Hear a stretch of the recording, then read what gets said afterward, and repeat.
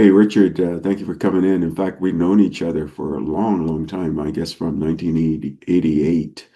And in fact, you originally hired me to be part of your faculty at a college, which became a university in British Columbia, and then we had a great time together. And in fact, and you've had such a marvelous career. You were the finest professor there, instructor professor, and of course you were legendary amongst your students. You took your students to be the number one in Canada when they used to have these competitions and things like that. So you were definitely a beloved teacher. You and professor, and then of course you had your session at IFIP being this large organization. But we'll mind some of the all of these sort of milestones in your life. And then of course you've written books, and you're still active, and you're now doing Python and things like that. I mean, back from the old days, right? So you've kept up, whereas on the technical side, I haven't kept up my programming skills. Though I tell my wife sometimes I think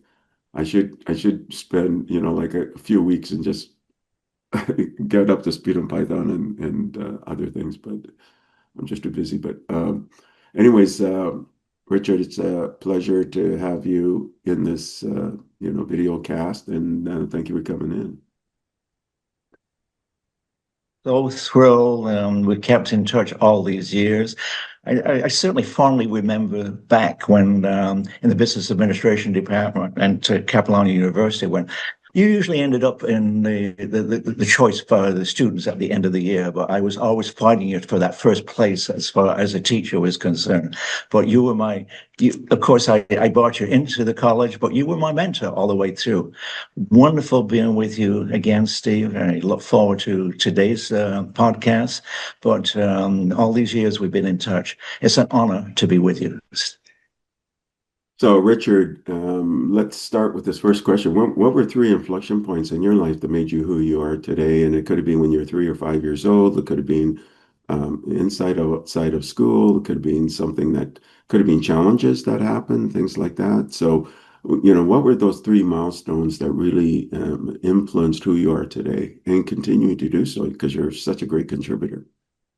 I suppose as the years have gone by, I would give you a different response probably 10 years ago. But as you know, and as we get into the podcast, I'm doing more community-based things with Gen Z. So I'll concentrate on the inflection points regarding that. As you know, I'm originally from England. The first 8 years of my life was in Manchester, England. And I'll never forget my uncle, my mother's brother. He was a priest at the time, Steve, and obviously very much involved in the Catholic Church. At that particular time, quite influential. He, in actual fact, was a follower. You may not have heard of him, but quite well known, mainly too, because I followed him all the years, Judy Krishnamurti, who was a world philosopher. He traveled the world, obviously, from India.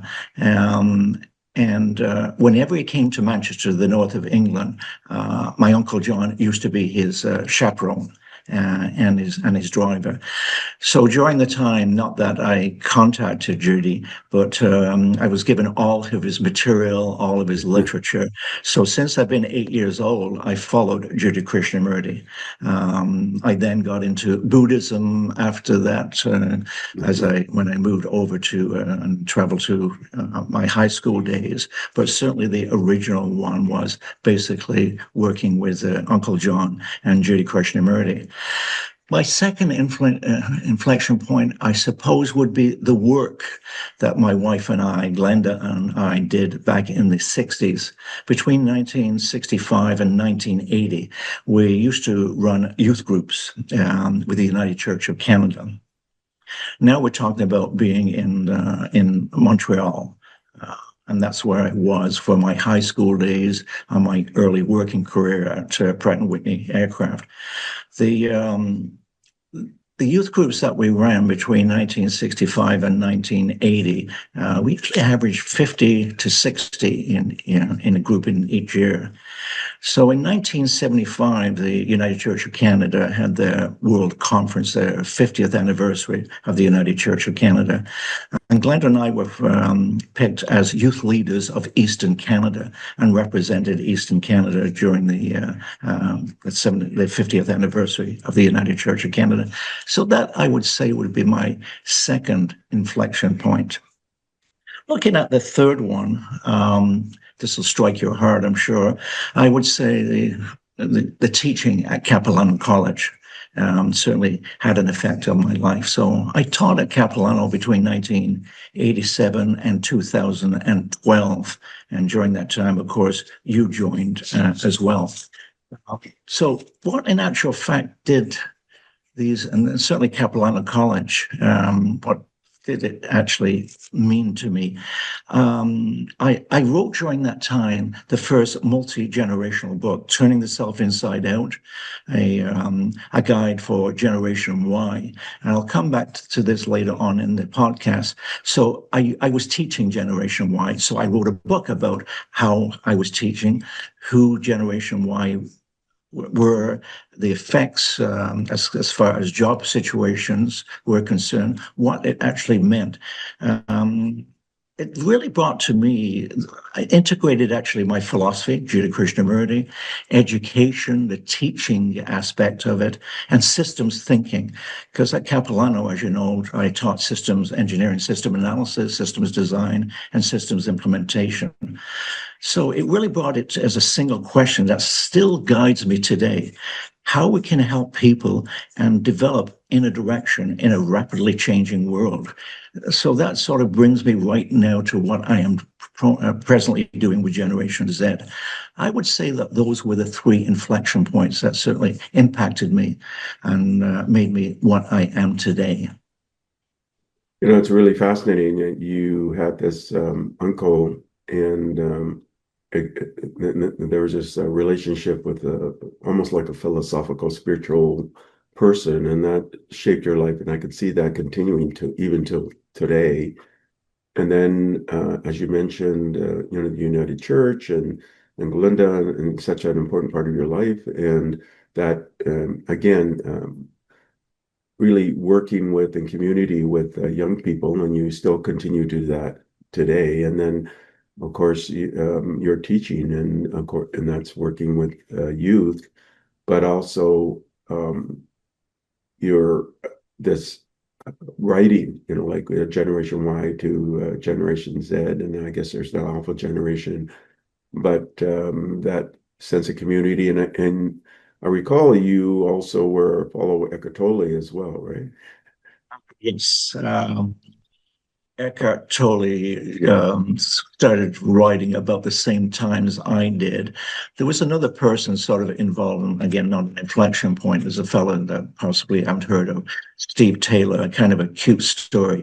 His first published book was back in 2012. And we had an exchange when we first started writing. Both him and I wrote at the same time. He's from Manchester, so that's how I'm connected with him.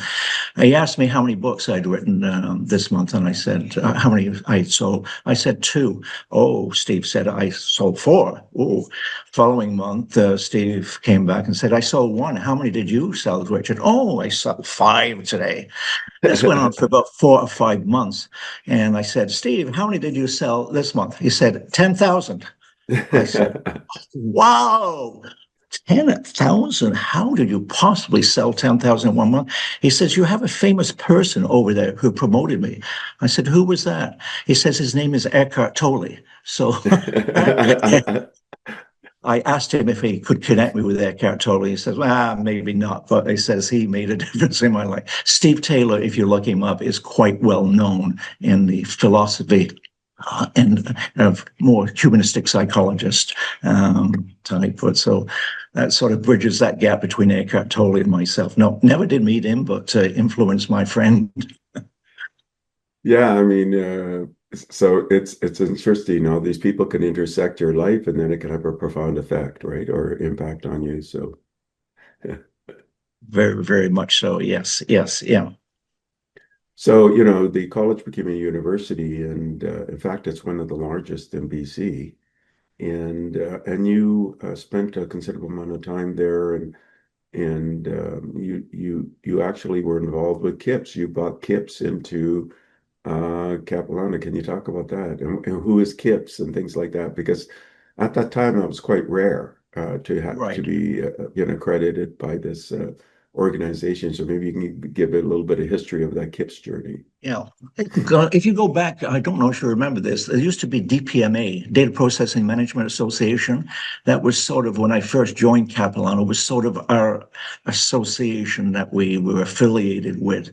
Um, I wrote a paper for DPMA and was invited down to San Francisco to do a presentation. But then KIPS came along, the Canadian Information Processing Society. It reached a point, and you probably know far more than I do what KIPS means, but I looked at it. I guess at that particular point, not that I chaired the business management department, but had a large influence in the data processing, computer end of things. And we looked at KIPS as our professional organization to certify our students. So it was almost like professional engineers. You finish off as an engineer, but to become a professional engineer, you had to be certified. So KIPS, Canadian Information Processing Society, was certainly the way to go. So we brought them in. They did a rundown as far as our program, looked at the curriculum, the pedagogy, to make sure it met the requirements for a computer department, and eventually received accreditations. And I think one of the earlier ones with KIPS when they first started. Now, correct me if, because I think you've been long now associated with KIPS, but that sort of is my background and remembering from the days of DPMA all the way up to eventually joining the KIPS Association. Yeah, I mean, KIPS is the oldest original tech organization in Canada, right? And it's Okay. government chart. In fact, I ended up being president and chair of the board Yes. So of even KIPS. it Yeah, was even earlier than DPMA, was it? You remember DPMA? right, exactly. And in Canada, really, it was the organization, right? So, and always punched above its weight. In fact, KIPS is the founder of IFIP, the International Ah, Federation of Information okay, Processing. right. And Okay. yeah, and then there's an ASEAN kind of Asia Pacific region federation, and then KIPS was a founder of that, and KIPS was a founder of the Solar Accord. So KIPS, always was very active internationally. But you brought that to. In fact, I didn't even know who KIPS was. You're the one who actually at that time, even though I ended up being president and chair of the board of KIPS, but you were the one who actually brought KIPS into the college, and it was quite a rigorous process. I remember. So My gosh, yes, yes, yes. And I believe it still is. I see advertisement for KIPS membership in accrediting colleges and universities throughout Canada still being well advertised. Yeah. I think they do it online, do they not now? Or do they have the visitations as they did during our time? because I'm not active in the, I mean, Yeah, I'm a but fellow KIPS, but I'm not in the operations of it, so I'm not sure how they manage the that today. process Yeah. and how it works at the moment. Yes, yeah, yeah, yeah, Do, do, definitely. do, do you still maintain your I mean, I'm still a member of KIPS. I still. I still am, yeah. As I mentioned, there is a presentation on February 26th, I think, on AI that I've decided to join. And so I signed up for the presentation on February the 26th. Again, in case you're interested or the members who are watching this program, if they know KIPS, yeah, I'm looking forward to that presentation.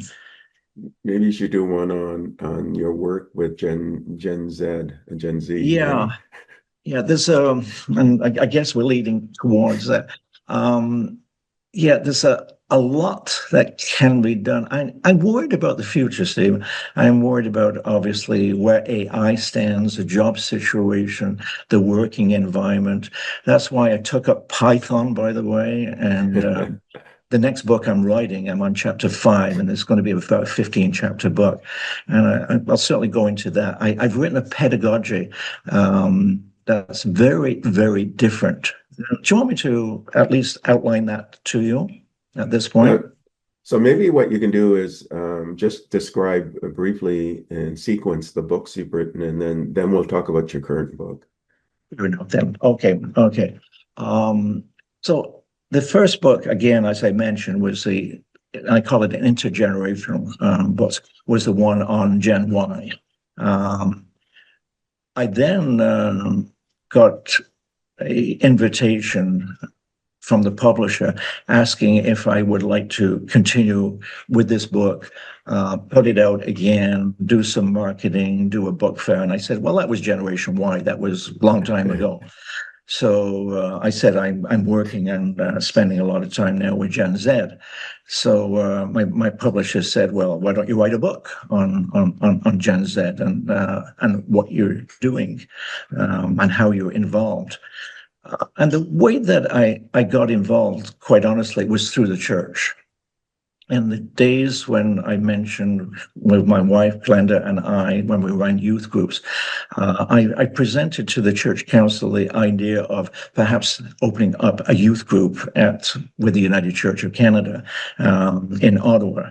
I did a couple of presentations, and to be honest with you, it didn't go well at all. They didn't think it was the time for, introducing youth groups again. However, there was a couple of interested parties, more so, I guess, on my writings. They read the book Generation Generation Y, and they said, yeah, let's try and put out a book on your thoughts with Generation Z and see how well that goes. So for two churches in Ottawa, the United Churches, I wrote a book, and the book is Becoming Whole in a Broken World. We introduced it to the youth groups in a couple of towns, and it seemed to go over well. At that particular point, I thought, well, maybe what I should do is see again, as far as sales were concerned. So I made it an Amazon book. Amazon KDP books are quite inexpensive. You can sell them for $5 or $6, $7 as such. And I can't say it's going well, but it seems to be catching hold. What I then did, Steve, was I created a core of Gen Z followers. I suppose that's what I should call them. And I have about 15 followers.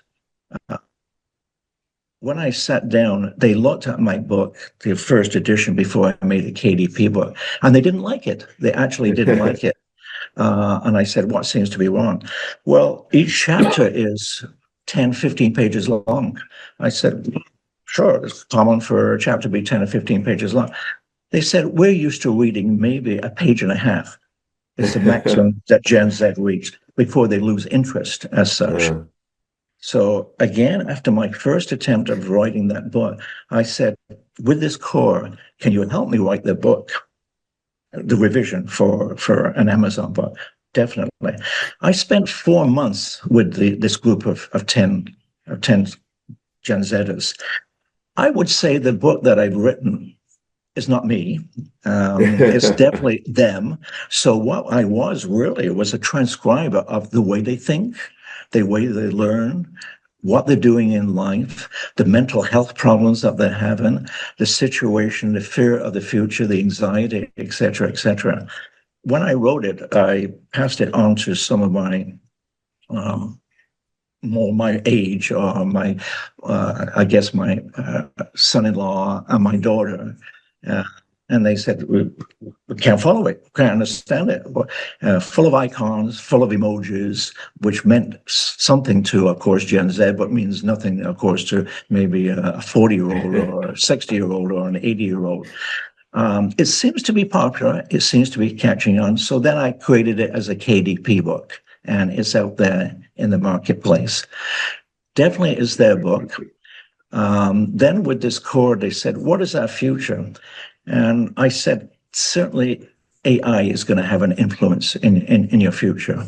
What should we be doing with, again, this is the core of 10. What should we be doing with AI? I said, my background is in programming. how about I create, a book that you could use and learn from and become. At the time, I think when I did a survey, AI was requesting worldwide like there was $2 million requirements for Python programmers. In Canada, if my statistics is right, is 20,000 jobs available at the moment for Python programmers. So I thought I'll start on my Python and start teaching. So again, I'm using Gen Z to help me write that book. And it seems as if one of the concepts I came up with is something called small core, big impact. And this will be sort of in my book. The small core is that I believe that Gen Z, I come up with a figure. I introduce into each chapter about 3 or 5 different ideas, okay? As far as Python programming is concerned. Introduce those 3 to 5, give examples, they have practice sets. Now, they move on to chapter 2, and then in chapter 2 is sort of a recap of chapter 1. If they're not able to handle it, they then go to a repository called Replit. I don't know if you've heard of it, but it's an IDE, and the Replit gives them more practice. I have up to, in Replit, for each chapter, over 100 examples that they can practice until they've got it, and then they move on to the next chapter.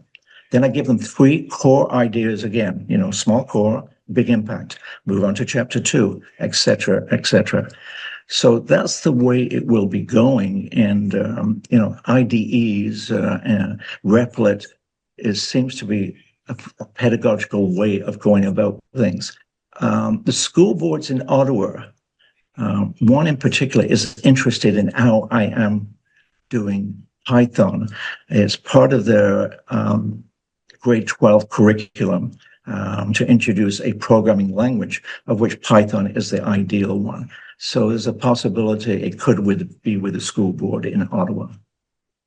Well, that's great. I mean, how do you find Python compared to, we're old school programmers, Yeah. right? Like, So my background is in Fortran, COBOL, C++, Java. The benefit of Python, it has an extensive library, the largest library. So what we are going to do is to write Python for the community, at least the Gen Zers. So if the community has, I live in an agricultural center, and there's a lot of farmers. And we're writing Python code to help farmers. We have a farmers market. So a simple thing came up and said, how can we advertise at the farmers market? So we've done, which is quite obvious, a series of QRs. So people go along, instead of lining up, of course, just scan it on the phone. And so we're introducing small little ideas into the community. The next one that we're going to introduce is a seniors complex called Commons. And what we're doing is creating Python code to help seniors. Initially, the one was just a medication reminder or appointment reminder. So we're writing Python code for, again, in the community for this Commons. And that's what I would like to do, not to go global with this, but to create Python in different communities, particularly in Ontario, but maybe elsewhere, to help communities cope with AI and introduce AI. So I think you probably use this. I think what is going to be called is Python for benefit. So we're creating Python for the benefit of the community. And that's where we are at the moment. So what you're saying is Python as a development tool to create programs for benefit. Definitely, yeah. It has an extensive library. So going back to the C++, Java, and some of the other programming languages, Python is extremely extensive. They have a wonderful library, probably the largest library of any programming language. So hence, Python is the way to the future, particularly for AI. So what you're saying then is because it has a great library, you don't have to write the routines, that you can just call the routines. That's right. Yes. Yeah. Again, it's leading towards AI making life easy. Uh, November, I guess, 2021 was, from a technology point of view, was a change in my life. I read about ChatGPT, which was introduced in November 2021. So I got on it with Sam Altman's right away. I got onto it. Without Python, my prompt engineering knowledge is quite extensive. I can use AI quite well using chat, and I mean, Grok is a big thing at the moment, but I still use ChatGPT, mainly too because ChatGPT knows me so well because I've been using it since November 2021. Or 22, I think, is when it Was came it out. 22? You're probably right. Sorry, correction. Yeah, 2022, eh? Yeah. So, OpenAI 5.2, there's cloud. Are you using cloud or Anthropic? Are you using them to code? Are you doing vibe code, what they call vibe coding, or I, where you I, can I prompt know it of to it, code? but yeah, no, I am not. No, I see. I'm aware of it. Yeah, yeah. Uh, Certainly, one of the difficulties today is obviously from a technical point of view is staying on top of everything. Um, Right. One of the aspects, as I said, is I've only got to chapter 5, and it's there's 15 chapters, I presume, in this Python book. It's going to take me another 4 or 5 months to finish this book, the Python book. Yeah, I would say it's worth your time to just kind of take a peek at having these systems create the code for you, and because you've got a great technical background, it'll give you a much deeper appreciation and understanding. So, Um, so that's kind yeah, of one thing, and then there's these agentic systems that are out there now, like OpenClaw, which kind of took off, and there's security concerns about it, but I think it's interesting. And then a community called Mold book came out, which is a community of these autonomous agents. A lot of them are human puppeted, but there are right. some that are actually there as autonomous agents, right? So, and then You see, stopping you there, agency, of course, I've introduced sort of for Gen Z, having the ability to make choices and take meaningful action. I've sort of introduced the agency. Now, I've not gone into AGI or agentic AI with them, but certainly with agency, I have. It's part of my small core, big impact so concept. Yeah. that's I think that's really fascinating. Though you'll finish the book this year, and then you're working to try to proliferate it throughout the different communities across the country, right? Right, that's right. Yes, yeah. I mean, you've heard of GitHub, and you may have not heard of Replit, but GitHub, yeah. And I'm working with GitHub as well, yeah, in trying to, again, in this case, have repositories of all sorts of examples. Um, Going back to the concept is that if the kids don't get it after 3 tries and move on to chapter 2 and still don't have it, I have in my Replit 100 examples for the first 5 chapters, so you can keep practicing 100 examples. Um, as far So as maybe what it's worth for you to do is get in touch with the Computer Science Teachers Association, CSTA.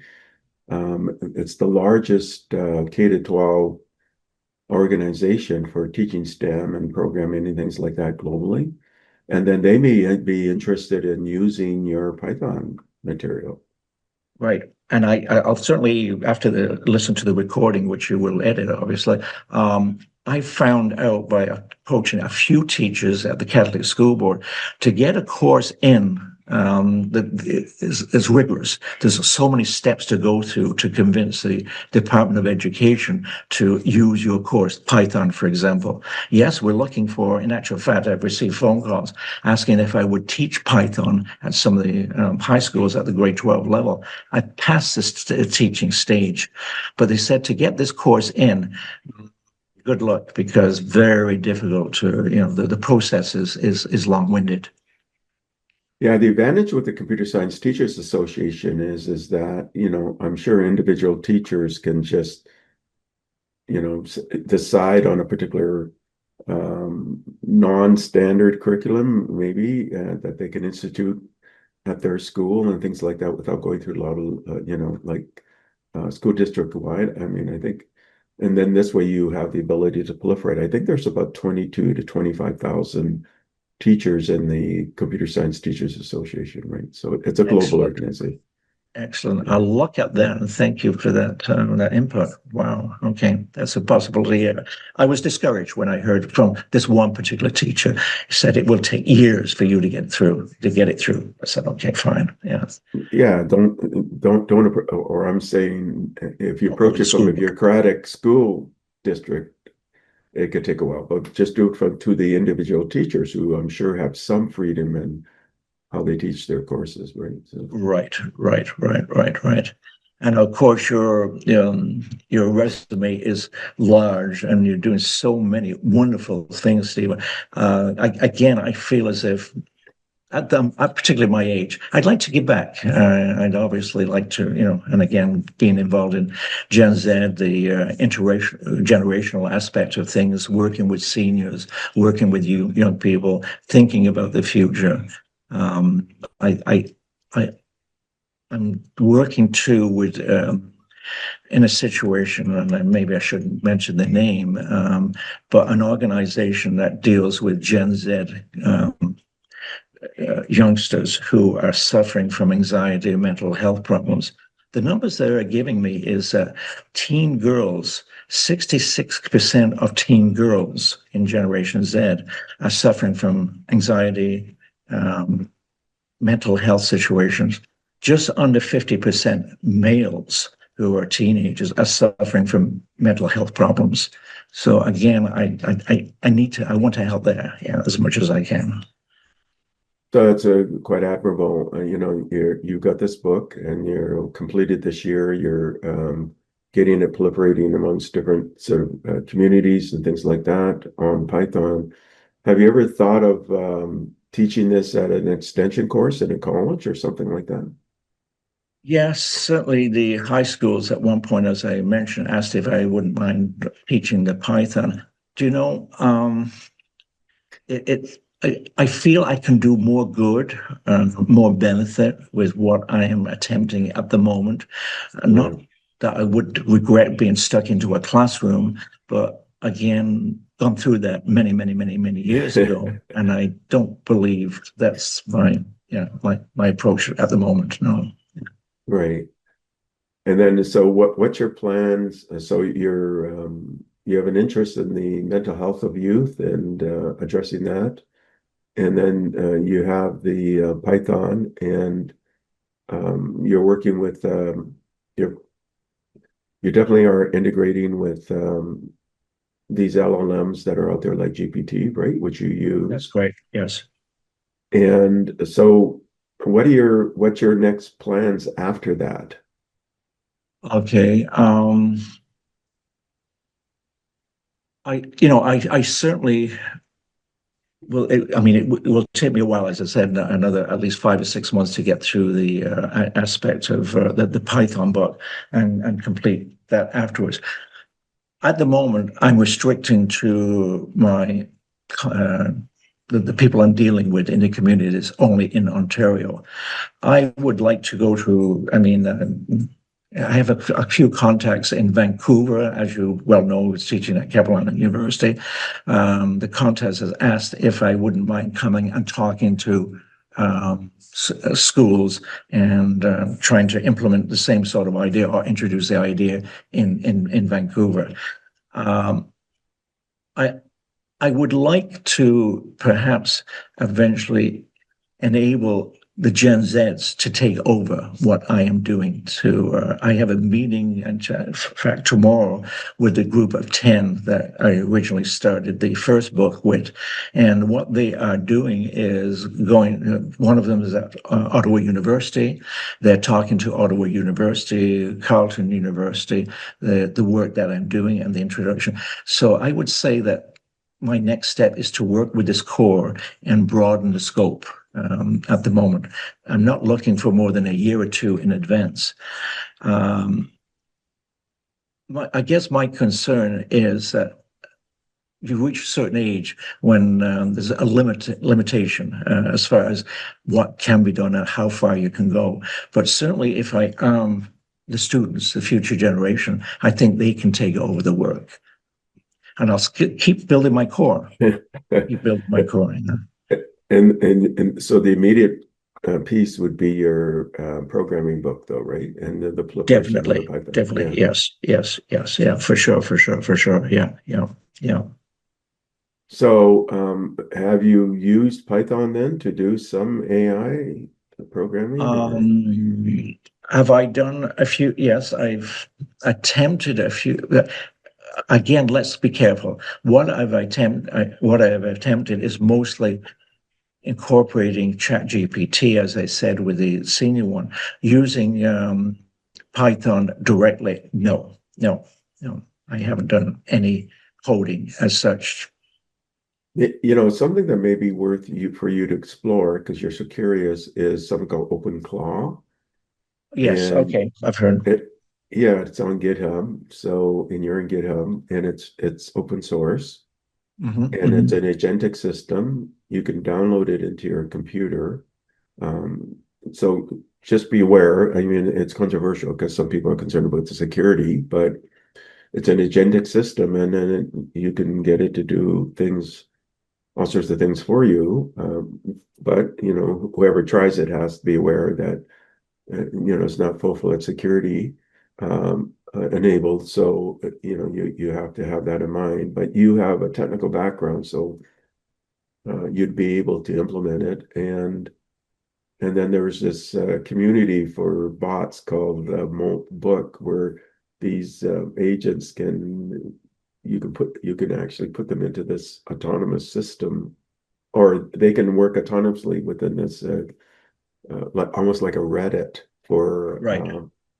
for autonomous agents. So, anyways, that has created a lot of interest in the marketplace. Like on Reddit, or I should say on GitHub, the kind of the adoption curve went straight up. But usually it's like this, if something's popular, it went straight up. So it's generated a lot of buzz. People are interested. The gentleman who created it, he's been given a lot of offers, but he wants to keep it open source, I think. And then somebody just told me that he just they just did something OpenAI, but I don't know if that's true or not. Where OpenAI will keep it open source, but he's decided to maybe plant it into or work with OpenAI, but I haven't verified that. I just heard that. But, I just mean, one of the something. questions to you, Steve, is that there's so much seems to be happening. It's moving so darn quickly. Um, Thank you very much for saying I'm very technically inclined. However, the speed at which things are moving, and again, what I'm doing just to help Gen Z, particularly with mental health situations, etc., I'm having trouble keeping up. I'm really having trouble keeping up. Um, Even with, again, this Zoom meeting, which was a little bit problematic for me, is yes, I've not been into Zoom. And there's another bit of technology that I had to acquaint myself with. Yeah, yes. Yeah, I mean, things, the rate of innovation is exponential, right? I mean, it used to be you'd have maybe one or two major innovations a month or a year, and now it's every Yes. day something is dropping. And I do keynotes on this, so and yeah, keeping current. So I always recommend joining associations like CIPS or ACM or IEEE, and because I've been on the ACM board and board committees since 2009, then I've become very familiar with the offerings that they have, and we're number one in computing science. And then I'm embedded also with IEEE, and we're number one in science and tech engineering. And I recommend when I do keynotes that people should either join these organizations or follow them, or CIPS. There's regional ones like in Canada. We have the Canadian Information Processing Society, or CIPS, CIPS, and they have regular like webinars and things like that people can join, right? So Right. Yes. Yes. Yes. Yeah. Most important to me, I think, is the and I suppose I would get it if I joined these organizations, the personal contact. I think you know me well enough, Stephen. I enjoy the personal contact, the humanistic end of things, the philosophy end of things. There's a wide expanse of things that I am interested in. But people to me, I mean, I always feel good when I'm around people. Organizations, again, using the session I have, I'd rather have contact, one-to-one contact.